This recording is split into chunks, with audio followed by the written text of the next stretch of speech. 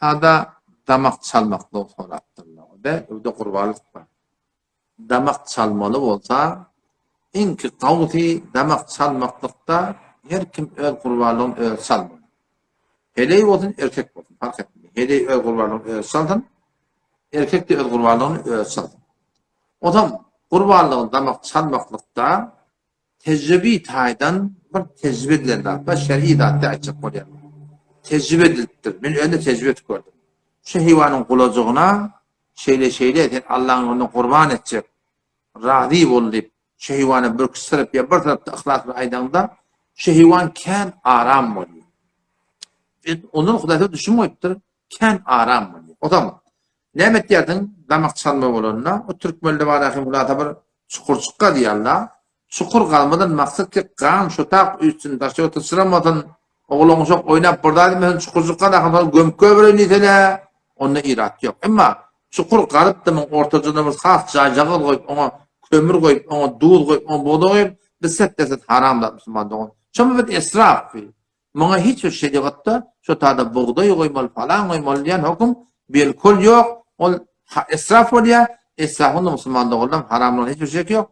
Ayrı yok oldum. Kadimden bırak yaptılar, yanlış yaptırdı. Hep bir şey kadim kılıp burada edende bir şunu doğru da olsa, egri de olsa etmiyor. Bütün aramında ne kadar yanlış saatte var şöyle bir doğruca Kur'an edin Müslüman. O zaman ne diyordun? Kıbla karşı baktırıyordun. Ayağını da adın danma olan da uçaşı ahirde de tu hayvana başlatan bir su tarif edin tuğcağı ise o ayağından anladı. He oraya son Allah'ın ona kurban olacak man da başartan 3 ayağından. Yok olmuyor başarmayacak o da 4 ayağından beter katıydı. O ayak utuna basıp, katı dartıp takıp, bitmeyen hayvanı hora koşalar, kavuluk bilen. O zaman damak çalma olan o da işte ilerlerken bir kırkıra var da. Kırkıra. Yani ilerlerken tavuk mağazım yakır, horodun kuzudan kavurmayan diye olan. Şimdi, yani kentte Türkmen ne diyorsun? Kentte yok diyemişler, değil mi diyelim? Ne? Kentte yok pıtada oluyor, değil mi? Şimdi okurdan var ya, şimdi meğer sadışı, çeşitlerine var ya, şol var ya, şol göğünde kalmalı.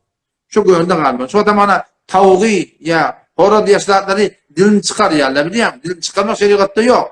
Ama ne dilini çıkarıyorlar? Şu dilini çıkardı beri çıkıyor da den adam. O da çok yani çeşit durumda adam anlatından düşmeli. Berden içine berdesi kerahiyeti var. Doğru değerli var. Onun şu tadım var. Şunu sayın kuşuncu olmalı ki şu devlet kentlik var. Şu nemetin göğünü şu torutuna kalmalı. O da şu torutuna kavuti takıl bilen çalmaklık. Bu adam çeptes boldadır, çem olmandır ama da sol elmen çalmaklıkta da günahkarçılık yok. Kurbanlıkta sen giyce çal, günlüğü çal, bunda da bir hiçbir günahkarçılık yok. Kavutun neymiş oluyor ya? Bana günlükte dağıtlıkta var, arataçılık dağıtlık var, şatoratında tek beter kavu olur, yoksa hiçbir parkatın giyce çalsam da, günlüğü çalsam da sonra kanemi bir ayrıtayım bir park görmedim de orada mutağlamda. O zaman, irinden, ta hayvan daman çalyarında, şu tadım ne diyelim yani 3 tane damar var. Sade geliyor.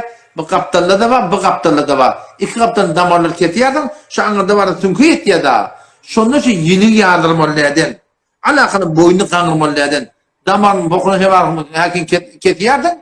Yansı var katılıyla var. Bu damarda ketiyordun. O damarda ketiyordun. Sabır etmeli olmuş da. Ta ne mesela kan şöyle hayvan vurunup bana kan kamılın çıktın.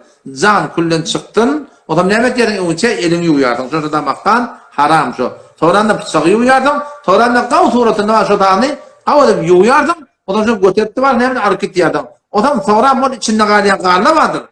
Karnı attır içinde. Ya hamana sen orada buğdunu böyle kestirdi yokan. Çok karnından üstüne sıraya da. Onun hiçbir irade yok. O da haram değil. Aslında haram ne? Şu yani damaktan şu. Şu doğrultunda sıkırıldırma olsun. Yahlatı düyüldürme olsun. Olur da şu yani yıkmaklıkta, rahat etmeklikte hatta imkan kavuluğu, yumuşaklığı şu doğrultunda var inşallah. Şu hakkında şu Kuday Teala'nın yolunda kurban olacak mallar da burada bileyim. Şu doğrultunda şu inşallah maksalında beter kavulur. Khas bir yardımdan çıktı. O da şu taada avvela niyetin halitine var. Demek ki kotunda ya Allah sen razı ol. Başka birinin kola çalacak kotuna amanın razıyım. Ecada mı demeler? Ecada almaklık gerek. O zaman şu taada şu damak koymayan Bismillah, Allahu Ekber deyip de şu doğrultunda damak çalmaklık gerek. O Peygamber'den öyle tamsırlısı ki şol malgarani oğlunun şoğun evine damak çalmak deyip. Pişecik oğlunuz var ya da 10-12 yaş yaptırlar. Pişecik oğlunun Gişecik oğlunun önüne mal gara tavuk bolsun, haydi burada bolsun. Öldürmelerden için oğlan da o biline Hudayda kalmanı gitti bana hem öyle kaçam bazısını tor bokurdan bıçak çekip vermedin. Şu doğrultuda oğlunun önüne damak salman neden? O peygamber bir aydan tövbe ki şu pıçkıyın var. Bağışta pıçkı diye. Pıçağını. Şu öyle bana keçecek kodda bana hamam haydi bir ketkirde adım oldu elinde. Şunu var. O ketkir edin deyiptir ki var hem şu cani suretine var rahatçak da çıkaryalık deyiptir.